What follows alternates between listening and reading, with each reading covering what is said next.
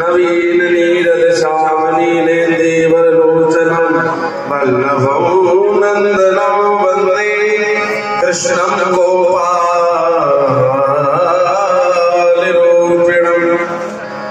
भजे व्रजे कमंडलम समस्त पाप खंडनम सुपक्ष गुच्छ मस्तकम सुनाद वेणु हस्तकम अनंग रंग सागरम नमामि कृष्णनारम मनोज गर्भगोचरम विशाल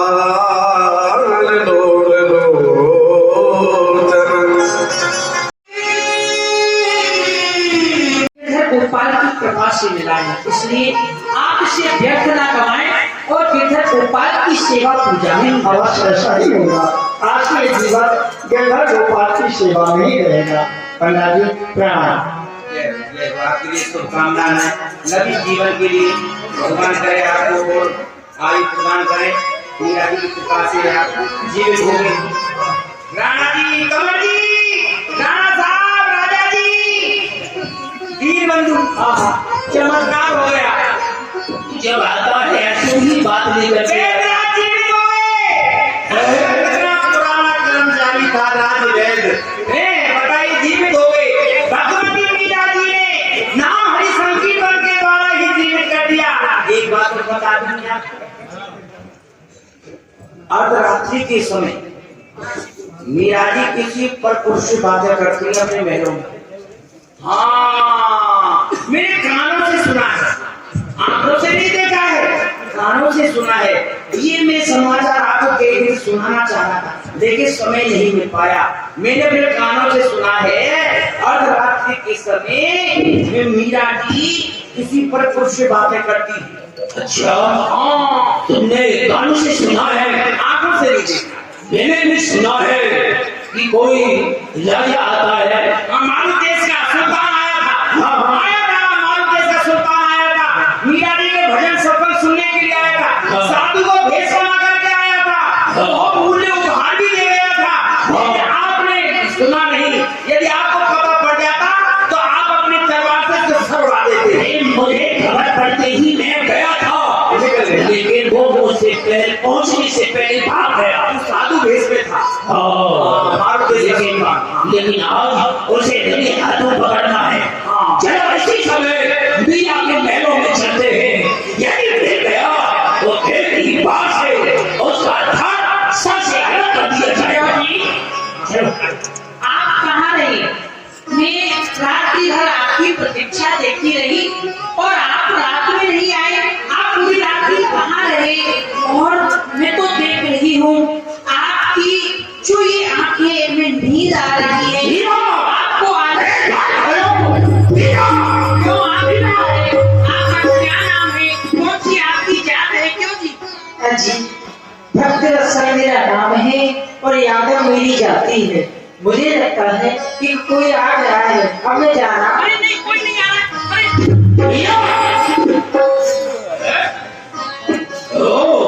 किससे बातें कर रही थी? कहाँ है तेरा यार? मेरा यार? हाँ जी, जिससे तू अभी बातें कर रही थी। हाँ, मेरा यार तो मेरे हृदय में है, मेरा ही नहीं इस संसार का यार है।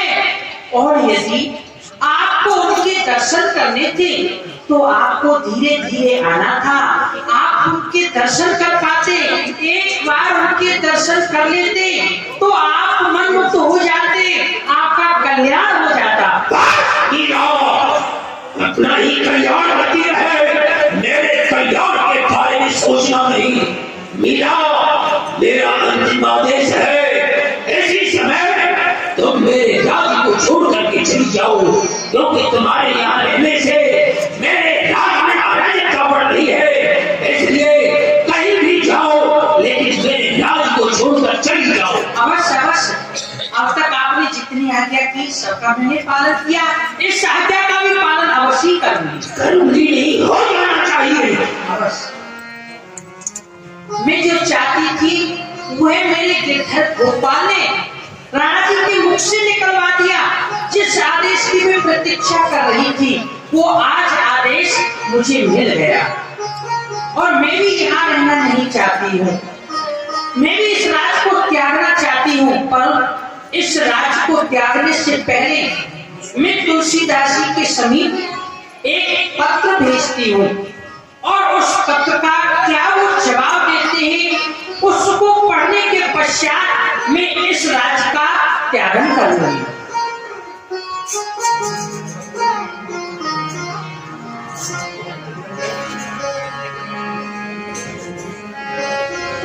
बोले गोस्वामी महाराज की जय। गोस्वामी महाराज उस समय विद्वान थे।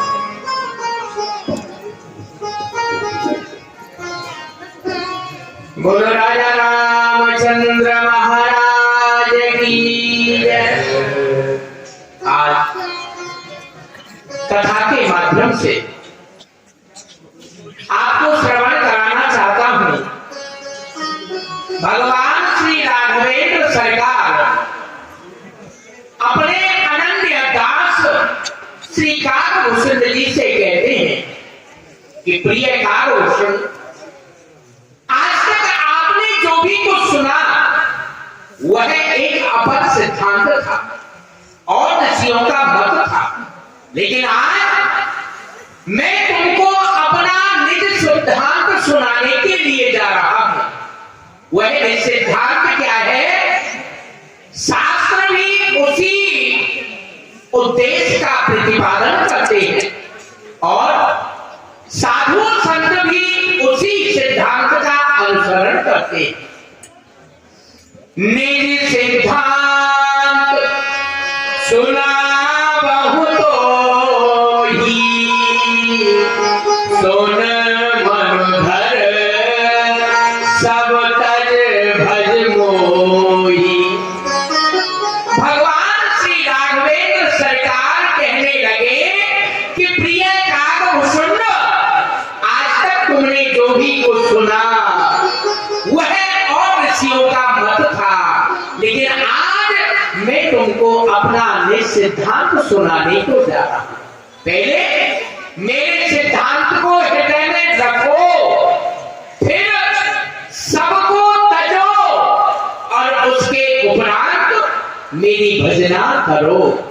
यही भगवान श्री राघवेंद्र सरकार का निज सिद्धांत था। अस्तु, कथा के माध्यम से आप लोग एक मार्गदर्शन प्राप्त करते हैं। उसी श्रृंखला में महारानी मीरा का एक संदेश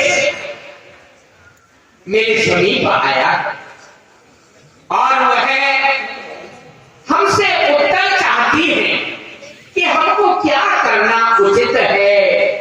घर के स्वजन संबंधी हमको हरि भजन करने में बाधक बने हुए हैं।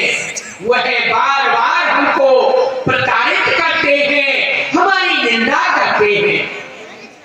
मीरा महारानी का पत्र है, श्री तुलसी सुख निधान दुख हरण गोसाई, बार ही बार प्रणाम करूं हरो शोक समुदाय। यह तो भगवान श्री राघवेंद्र सरकार का दरबार है। यहाँ कष्ट क्लेश दुख इसका लवलेश भी नहीं है। और बाल बने के मीरा कीनी, गिरधर लाल मिटाई, सो तो अब छूटे नहीं क्यों हूं, लगी लगन बराई। वह धन्य है ध्रुव और प्रहलाद जैसी लगन। यदि भगवान की भक्ति करना चाहते हो तो बचपन से ही उस भक्ति में संलग्न हो जाओ, उसके मार्ग पर चलने के लिए आतुर रहो, तत्पर रहो, तभी भगवान की भक्ति प्राप्त होती है। और बाल बने थे मीरा कीनी, गिरधर लाल मिटाई, सो तो अब छूटे नहीं क्यों हूं, लगी लगन बराई। धन्य मीरा के लिए बार बार धन्य है, बार बार साधुवाद है। उन्होंने बचपन से ही गिरधर गोपाल की भक्ति की है और मेरे माता पिता के समी हरि भक्तन सुखदाई, मोकू कहा उचित करवो है, सो लिखियो समझाई। हरि करणो कहा, यही ततो मन हरि विमुखर को संग। मीरा महारानी ये जानना चाहती है कि घर के स्वजन संबंधी हमसे द्रोह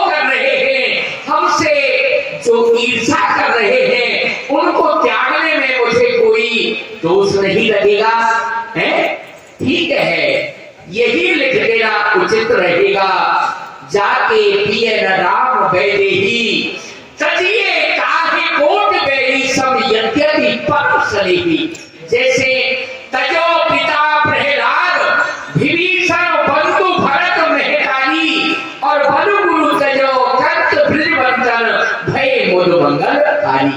यदि परिवारी जन भगवान की आराधना, उनके भजन सत्संग में बाधक बनते हैं तो उनको छोड़ देना चाहिए, क्योंकि अंजन जो है आंखों में लगाया जाता है तो नेत्रों की ज्योति बढ़ाने के लिए लगाया जाता है, न कि ज्योति घटाने के लिए।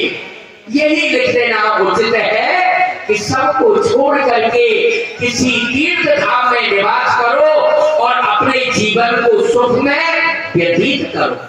यही लिख देना उचित है।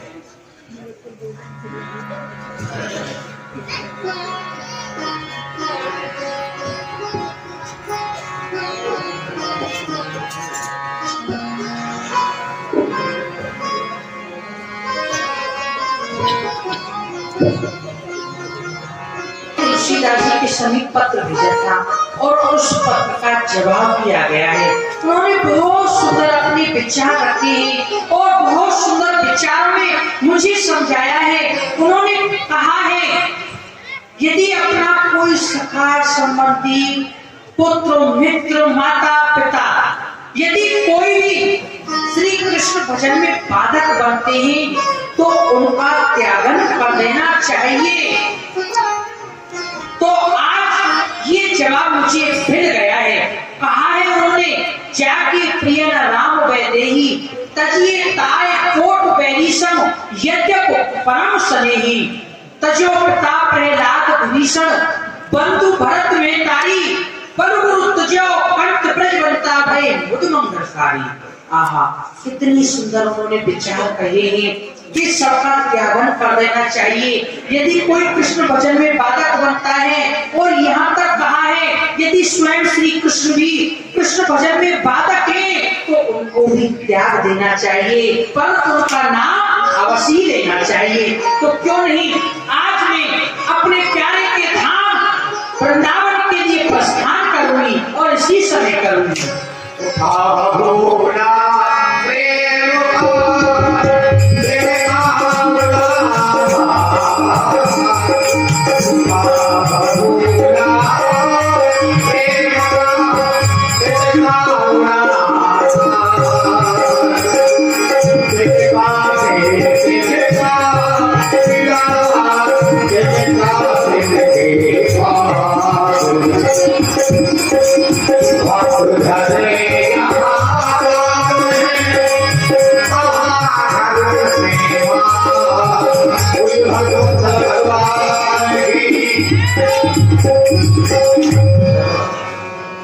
भक्त हमारे पद धरे, तहाँ धरू में मां, सदा संग लागो रहूं, पलक न छोड़ूं साथ।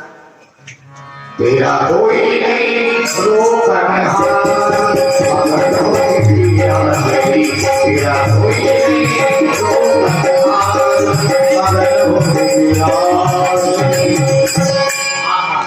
ये मेरे प्यारे का धाम श्री धाम वृंदावन है। यहाँ की जो भूमि है बड़ी ही पवित्र है, क्योंकि जहाँ स्वयं प्रिया प्रीतम अपनी लीला करते हैं। तो ऐसी पावन भूमि के लिए मैं प्रणाम करती हूँ।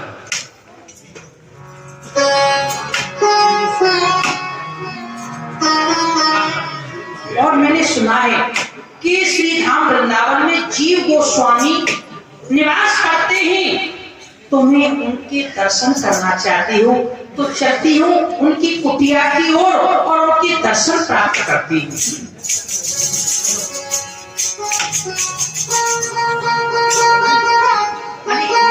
आइए संत जी प्रणाम। मैं आपको प्रणाम करती हूँ। जीव गोस्वामी जी से मिलना है, उनके दर्शन करने हैं। कौन हमारे बेटे में ही निवास करते हैं, परंतु तुमसे आज्ञा लेकर के आता हूँ। आप जब तक यहाँ पे अवश्य।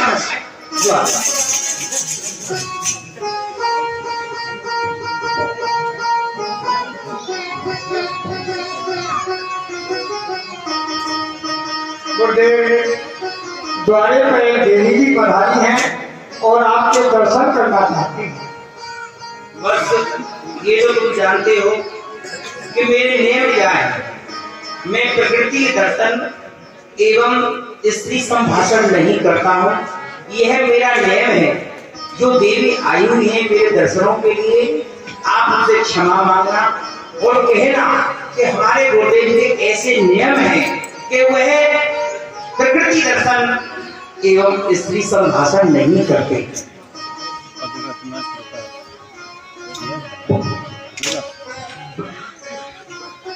देवी जी क्षमा करना, हमारे गुरुदेव का नियम है प्रकृति दर्शन स्त्री संभाषण नहीं करते हैं, इसलिए वो आपसे नहीं मिल सकते। क्या कहा?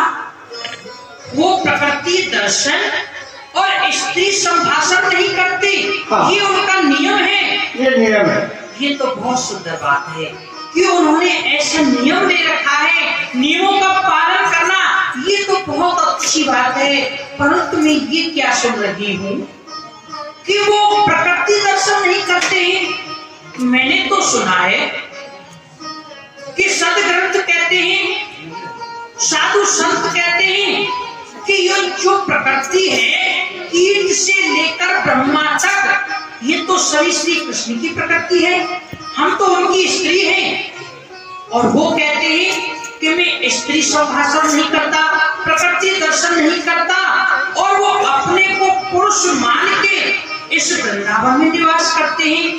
परंतु मैंने सुना है कि वृंदावन में तो एकमात्र श्री कृष्ण ही पुरुष हैं, अन्य और कोई पुरुष नहीं है। क्योंकि वृंदावन में तो केवल स्त्री भाव से ही रहा जाता है, और जो पुरुष भाव से रहते हैं वो इस वृंदावन के योग नहीं है। परंतु आज मुझे प्रथम बार मालूम हुआ कि यहाँ कोई दूसरा पुरुष भी रहता है, तो उनके दर्शन तो मैं अवश्य करना चाहूंगा। क्षमा करो देवी, मेरे लिए क्षमा करो हे मातेश्वरी। मैं आपका बच्चा हूँ, अबोध हूँ, मैं आपके स्वरूप को नहीं पहचान सका। आप मुझे क्षमा करें मातेश्वरी। आप मुझे प्रणाम ना करें। आपके प्रणाम करने से मेरा अनहित हो सकता है। नहीं माता, बालक का प्रणाम माँ के लिए अमंगल का कारण नहीं हो सकता। वह तो बालक के लिए मंगलकारी होता है। मैं आपका प्रणाम कर रहा हूँ, अवश्य मेरा मंगल होने वाला है। आज आपने मेरे नेत्र खोल दिए। मैं तो एक अपने आप को एक पुरुष मान करके, पुरुष भावना लेकर के अपने हृदय में वृंदावन में साधना कर रहा था। आपने सत्य ही कहा है कि जितनी भी जीव आत्मा है, कीट से लेकर ब्रह्मा तक, ये भगवान की प्रकृति है एवं स्त्री है।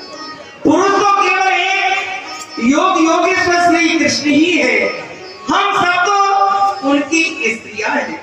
धन्य है। और वो भी वृंदावन में रह करके कोई साधना करे, उस श्री कृष्ण की प्राप्ति करे, ये गोपी भाव से ही हो सकता है। पुरुष भावना से वृंदावन में रह करके कोई साधना करेगा, श्री कृष्ण को कभी प्राप्त नहीं हो सकती। वह वृंदावन की योग ही नहीं है। धिक्कार है मेरे लिए, एक बार नहीं 100 बार धिक्कार है कि मैं अपने आप को पुरुष मान करके यह साधना कर रहा था, तभी मुझे श्री कृष्ण की प्राप्ति नहीं हुई। धन्य है मातेश्वरी, आज आपने मेरे नेत्र खोल दिए, मेरी आज साधना पूरी हो गई, जो आपके दर्शन हो गए। आज से मैं ये नियम लेता हूँ कि मैं गोपी भावना से ही वृंदावन में निवास करूंगा, और श्री कृष्ण के मुझे दर्शन हो जाए तो उनकी बड़ी कृपा होगी और आपकी बड़ी कृपा होगी मातेश्वरी। अरे संत जी, आप ऐसा ना कहें। मैं तो बावरी हूँ, ना जाने मेरे मुख से क्या निकल जाए, ये तो मैं स्वयं नहीं जानती हूँ। आप मेरे विचारों का, मेरी बातों का बुरा नहीं मानना है। मातेश्वरी, आपने जो कहा है, आपके जो वचन है वो अक्षर सत्य है। पुरुष तो श्री कृष्ण है, कुटिया में विराजमान हो, इस बालक के लिए कुछ सत्संग प्रदान अवश्य मैं जमुना स्नान करके आऊंगी, गोविंद देव जी के दर्शन करने के पश्चात आपकी कुटिया में अवश्य आऊंगी। आपके सत्संग का, आपके दर्शनों का लाभ मुझे भी प्राप्त होगा। अवश्य आना। वो प्रसाद ग्रहण करना दास के यहाँ अवश्य अवश्य हमें दर्शन करके आए।